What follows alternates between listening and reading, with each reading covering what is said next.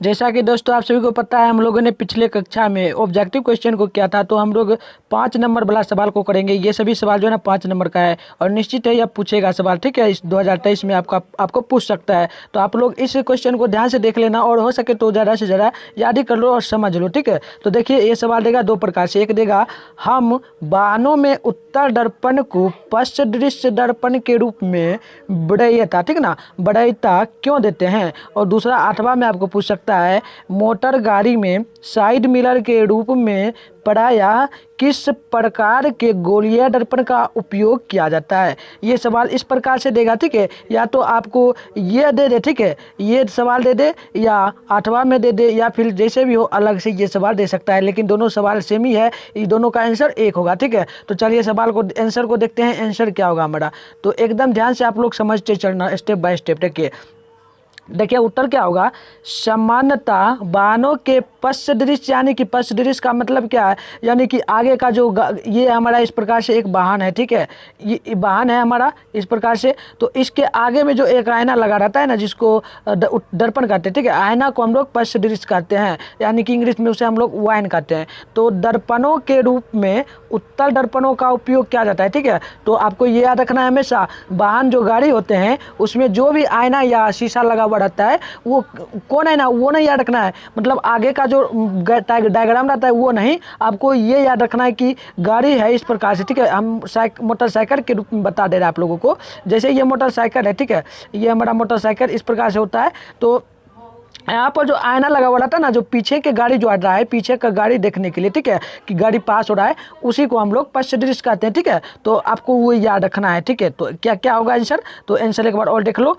सामान्यतः वाहनों के पश्च दृश्य यानी वाइन दर्पण के रूपों में उत्तर दर्पण का उपयोग किया जाता है वाहनों में, यह रखना ऑब्जेक्टिव में भी बनता है। उसके बाद इनमें ड्राइवर अपने पीछे के वाहनों को देख सकते हैं, ठीक है ना। अभी बताया ना मैंने आपको, पीछे के वाहन से जो गाड़ी पीछे से आएगा उसको देखते हैं ड्राइवर, ठीक है। उसके बाद जिसमें वे सुरक्षित रूप से वाहन चला सकेंगे, इस प्रकार से लिखना है। आगे लिखना है, उत्तर दर्पणों को इसलिए भी प्राथमिकता देते हैं। किस लिए देते हैं प्राथमिकता, वो जान लो।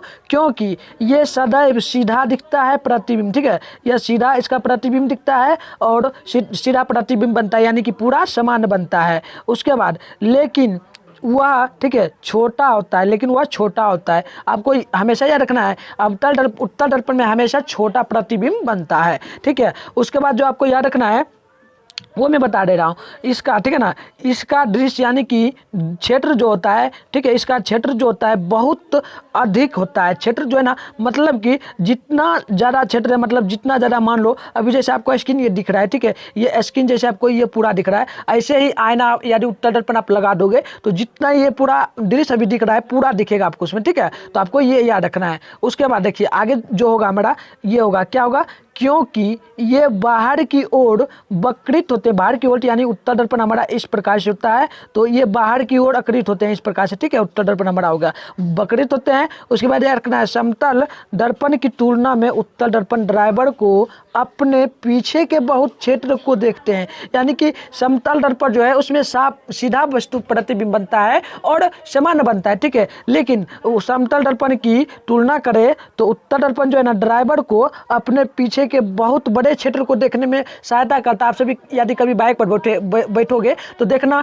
पीछे का जो होता है ना नज़ारा, यानी कि पीछे जो आपका जो जितना भी जगह है देखना, वो पूरा कैद हो जाता है, ठीक है। ये जैसे आईना है, इसमें पूरा कैद हो जाता है नज़ारा जितना भी रहता है। तो ये आपको याद रखना है, यह होता है किसमें, तो उत्तर दर्पण में। उसके बाद देखिए याद रखना है आपको, देखने के लिए बड़े क्षेत्र में होता है। उसके बाद समर्थ बनते हैं आगे इसका, इस कारण से वे बेहतर है, ठीक है। इस कारण से उत्तर दर्पण वाहनों के लिए बेहतर है। तो आप लोग ये 5 नंबर का सवाल था, ठीक है। इतना बड़ा लिख दोगे ना 5 नंबर आ जाएगा। इसी प्रकार से सवाल पूछेगा, तो आप लोग इसको ध्यान से रट लो, ठीक है। देख लो ध्यान से, और हो सके तो स्क्रीनशॉट मार लो आप लोग, ठीक है। स्क्रीनशॉट भी मार सकते हो, या आपको PDF चाहिए तो मैं PDF भी इसका दे दूंगा, आप लोग PDF भी ले लेना। तो चलिए नेक्स्ट क्वेश्चन को देखते हैं। नेक्स्ट हमारा जो है वो हमारा यही सवाल है, एक ही इसी से संबंधित है, काफ़ी महत्वपूर्ण ये सभी सवाल है। यह सवाल जो है ना ये आपको दे सकता है कम से कम 3 नंबर पे पूछे या चाहे तो 5 नंबर पे भी ये भी पूछ सकता है, ठीक है। तो आप लोग ध्यान से देखना। देखिए, उत्तल लेंस को अभिसारी लेंस कहते हैं क्यों, ठीक है। उत्तर आपको ये पता है, मैंने आपको पढ़ाया था पिछले कक्षा में,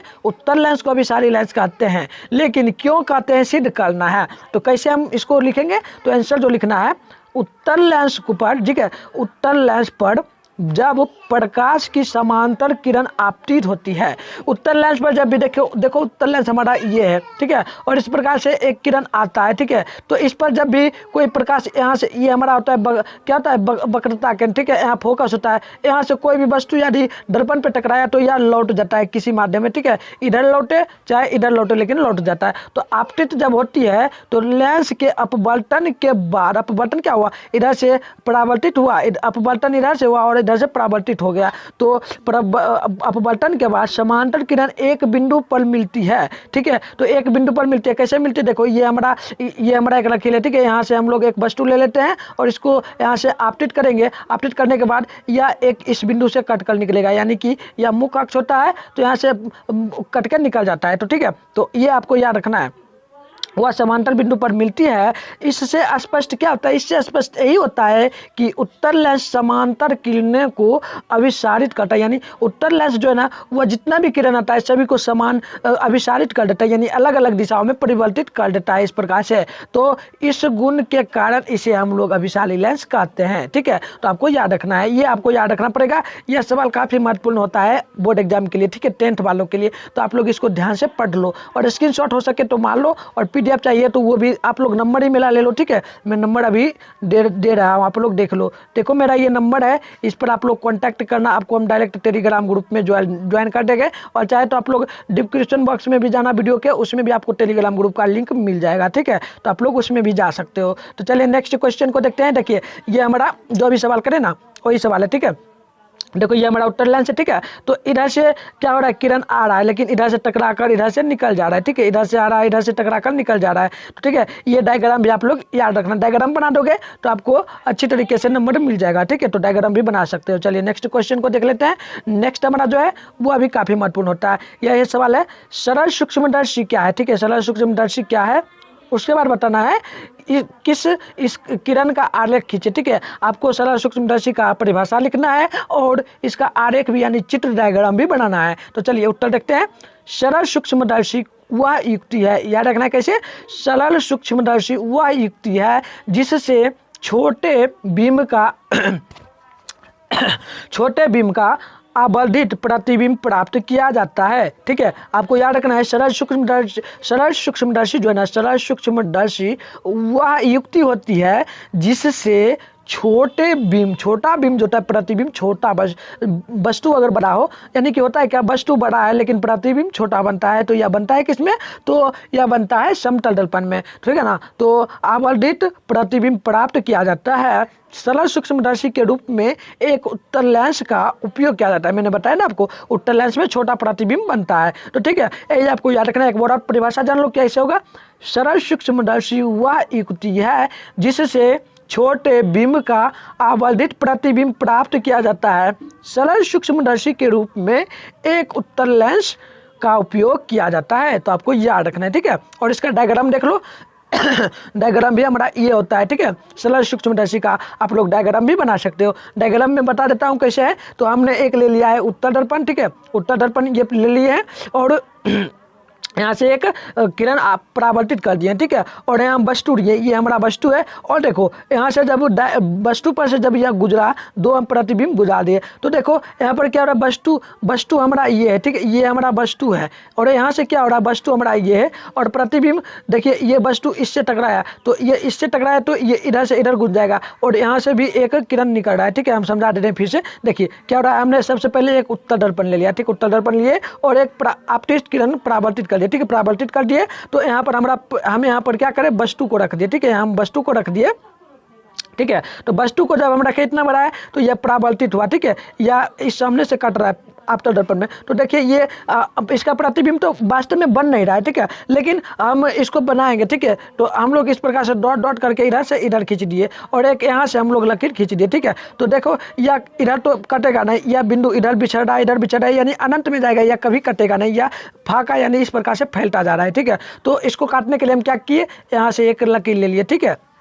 यहाँ से हम लोग, चलो यहाँ से रुक जाओ, यहाँ से हम लोग एक लकीर ले लिए, ठीक है। तो यहाँ से हम इस प्रकार से मिला दिए, यहाँ से भी एक बिंदु पर मिला दिए, तो यहाँ पर कटा यानी प्रतिबिंब यहाँ हमारा बन गया, ठीक है। तो इस प्रकार से डायग्राम आप लोग याद रखना है। चलिए अगला क्वेश्चन को देखते हैं। अगला क्वेश्चन होगा काफी महत्वपूर्ण होता है यह सभी सवाल, मैंने ऑब्जेक्टिव में भी करवाया था और सब्जेक्टिव में भी पूछता है। तो देखिए सवाल जो है, किसी गोलिया दर्पण की फोकस दूरी यदि 10 सेंटीमीटर दे दे, तो आर हमको दिया गया है, ठीक है। आर देखिए एफ दिया है, एफ होता है फोकस दूरी, आर एफ हमको 10 सेंटीमीटर दिया है, तो इसकी वक्रता त्रिज्या क्या होगी, तो इसकी वक्रता त्रिज्या यानी कि वक्रता त्रिज्या आर होती है, तो आर हमको निकालना है। तो कैसे निकालना है, हम चुक्की देकर क्या करेंगे, सूत्र लगाएंगे। हमको हमारा सूत्र जो होता है फोकस दूरी का, एफ बराबर R/2 हमारा होता है, ठीक है। उसके बाद यदि आप चाहो तो इस प्रकार से आप लोग करना, ठीक है। अब उसके बाद क्या करना है, आर एफ के जगह हमने 10 का मान रख दिया, ठीक है, और जैसे आर है वैसे 2 है हम लिख दिए। उसके बाद देखो कुछ नहीं किए हैं क्या किए हैं, तो वो देखना, ये जो आर है ना,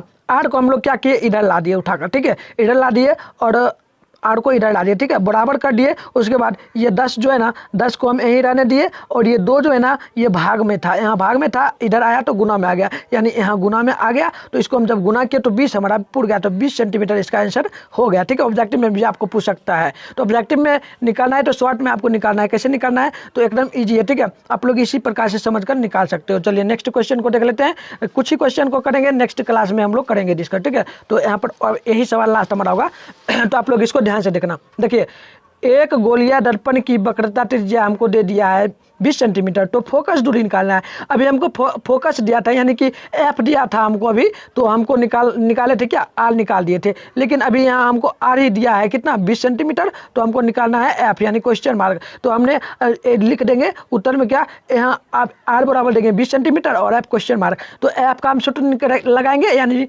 फोकस दूरी का सूत्र, तो एफ बराबर होता है R/2। ये हमने इस प्रकार से सूत्र लगाया। अब क्या किए, तो हम कुछ नहीं किए, आर जो है ना, आर के जगह 20 सेंटीमीटर रख दिए और 2 रख दिए। अब क्या किए, यहाँ देखो, हम 20 को 2 से काटे, तो यानी 10 बार में हमारा कट गया, यानी 10 सेंटीमीटर, ठीक है। तो इस प्रकार से आप लोग बना लेना। तो चलिए हम लोग क्लास को यहीं समाप्त करते हैं। आप लोगों को पीडीएफ चाहिए तो पीडीएफ मैंने पहले ही बताया था कि आप लोगों को मिलेगा, तो आज यदि चाहिए तो आप लोग कॉन्टैक्ट करना। कुछ फॉर्मेलिटी है, कुछ काम है, ठीक है, जो वो जिनको हम काम बोलेंगे करने के लिए वो यदि ये कर देते हैं तो आप लोग कॉन्टैक्ट करना, आपको फ्री में हम पीडीएफ दे देंगे पूरा चैप्टर का, ठीक है। ये हमारा प्रकाश का बर्तन एवं परावर्तन था, तो आप लोगों को हम फ्री में दे देंगे। आप लोग मेरा नंबर शो हो रहा है, आप लोग देख लो, इस पर कॉन्टैक्ट कर लेना, आपको फ्री में पूरा पीडीएफ मिल जाएगा, ऑब्जेक्टिव और सब्जेक्टिव, ठीक है। तो इसी चैप्टर से करीब 10 से 20 नंबर आ जाएगा, तो आप लोग ले लेना। चलिए, तो चलिए बाय बाय, आप सभी को मिलेंगे नेक्स्ट क्लास में।